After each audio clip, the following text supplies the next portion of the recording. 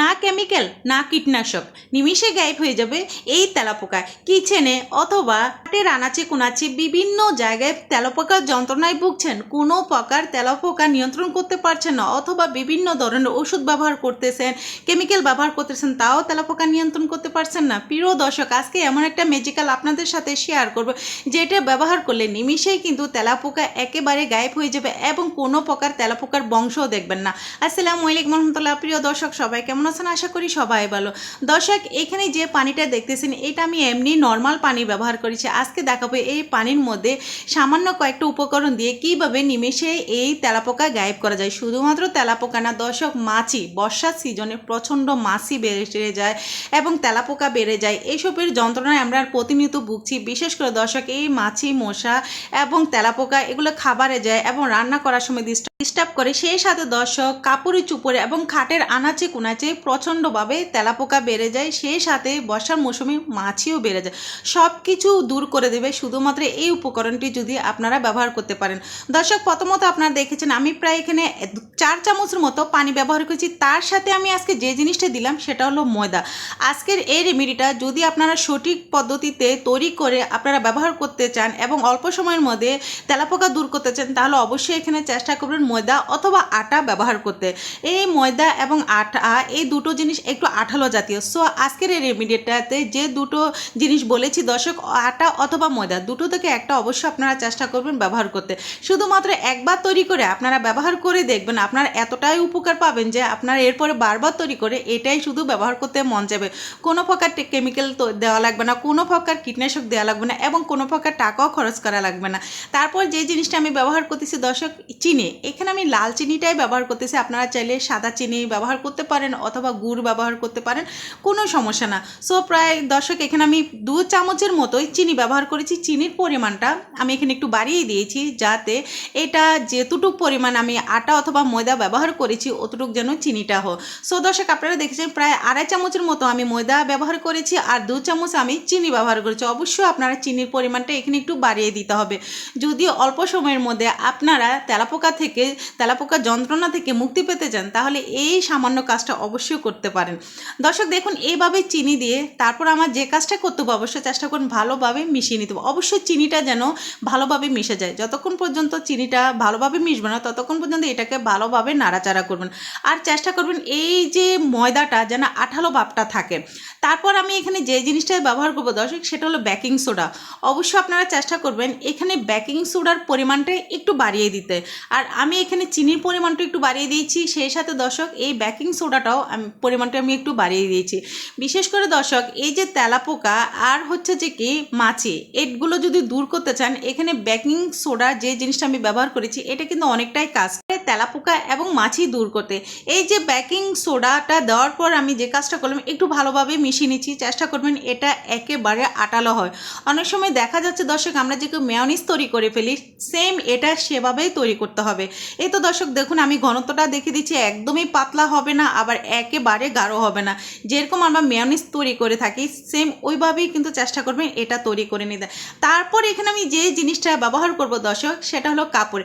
এই কাপড়টাকে of camera আমি একটু ভালো করে পাটায় অথবা আপনারা যে কোনো শক্ত জাতীয় জিনিসে ভালো করে থ্যাতো করে গুঁড়ো করে নেবেন। আর গুঁড়ো করার জিনিসটা আপনাদের কাছে থেকে দেখাচ্ছি যাতে আপনারা বুঝতে পারবেন। অনেক সময় দেখা যাচ্ছে যে কি কাপড়টা একটু দানা দানা ভাব থেকে যায়, সেটা থাকা যাবে না। এটা একদমই পাউডারের মতো হবে। আপনারা আমি যেভাবে করেছি চেষ্টা করবেন যে এইভাবে পাউডারের মতো করে নিতে।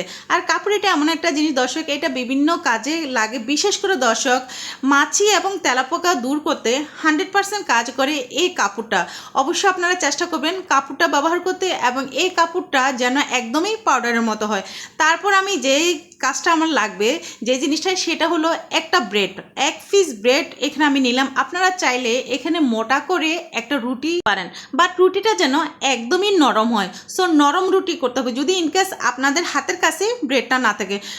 দর্শক একটা জিনিস লক্ষ্য করবেন, চেষ্টা করুন ব্রেডটাই ব্যবহার করতে। যেহেতু আমি এই ব্রেডটা ব্যবহার করে একটু ফলাফল ভালোই পেয়েছি, সো সেক্ষেত্রে চেষ্টা করবেন অবশ্যই ব্রেডটা ব্যবহার করতে। অনেক সময় দেখা যাচ্ছে কি আমরা বাসি জিনিস ব্যবহার করি বা বাসি ব্রেড 2-3 দিন ব্রেড সেরকম ব্যবহার করে এটা করতে যাবেন না। এই যে ব্রেডটা আমি আপনাদেরকে দেখিয়েছিলাম, এটা একদমই টাটকা ব্রেড আমি নিয়েছি, একদম যাতে স্মাইল আসে ওইভাবে আমি নিয়েছি, যাতে দ্রুত তেলাপোকাগুলো এখানে এসে এই খাবারটা নিতে পারে। সো সেই জন্য চেষ্টা করবেন একটু টাটকা এক পিস ব্রেড নিতে। একটা পিস ব্রেড দিয়ে যে এত অল্প সময়ের মধ্যে তেলাপোকা দূর করা যায়, এটা অনেকেরই ধারণার বাহিরে। তারপর দর্শক আপনারা দেখেছেন প্রথমত আমি যে কাজটা করেছিলাম, এই যে আমি কাপড়টা নিয়েছিলাম ব্রেডের মধ্যে, প্রথমত আমি কাপড়টা খুব সুন্দর করে একটু হাতের সাহায্যে দিয়েছি যাতে সমস্ত জায়গায় কাপড়টা ভালো করে যায়। তারপর আমি যে রেমেডিটা তৈরি করেছি, যে ওষুধটা তৈরি করেছি আপনারা দেখেছেন দর্শক, সেটা আমি খুব ভালোভাবেই দিয়ে দিচ্ছি।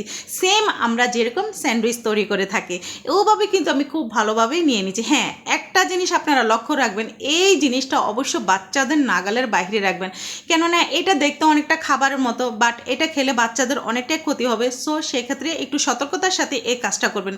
যেহেতু বর্ষার মৌসুম, আর বর্ষার মৌসুমে কিন্তু প্রচণ্ডভাবে মাছি তেলাপোকা দ্বিগুণ বেড়ে যায়। এইসব কিছু থেকে রক্ষা করতে আমরা যে কাজটা করে থাকি দর্শক, বিশেষ করে আমরা কয়েল ব্যবহার করে থাকি অথবা স্প্রে ব্যবহার করে থাকি, বিভিন্ন ধরনের কেমিক্যাল জাতীয় জিনিস ব্যবহার করে থাকি, সেসব কিছুই করা লাগবে না ইনশাল্লাহ। দর্শক আমার মতো আপনারাও একটা ভালো ফলাফল পাবেন। বাচ্চাদের নিরাপদ রাখতে হলে অবশ্যই আমাদের এই কাজগুলো করতে হবে। ঘরোয়া উপকরণগুলো দিয়ে যদি আমরা পারি যে এই যে মাছি এবং তেলাপোকা দূর করতে, আমাদের অনেক টাকাই কিন্তু বেঁচে যাবে। দর্শক দেখুন, এভাবে কিন্তু আমি প্রায় 2 বারের মতো লেয়ারের মতো করে এটাকে আমি ভালোভাবে মিশিয়ে নিচ্ছি। হ্যাঁ, একটা জিনিস আপনারা লক্ষ্য করবেন, যতক্ষণ পর্যন্ত উপর থেকে কিছু অংশ ব্রেডের ভিতরে না যায় ততক্ষণ পর্যন্ত আপনাদের এটা অপেক্ষা করতে হবে। আর এটা কিন্তু খুব অল্প সময়ের মধ্যে কিন্তু একটু ভিতরে ভিতরে এটা চলে যায়। তারপর এটা যে কাজটা হবে, একটু আঠালো আঠালো ভাব হবে। তারপর আপনারা এটা যখন একটু উপর থেকে লক্ষ্য করবেন যে একটু শুকনো শুকনো ভাব হচ্ছে, তারপরে এটা আপনারা ছোট ছোট টুকরা করে কেটে নেবেন।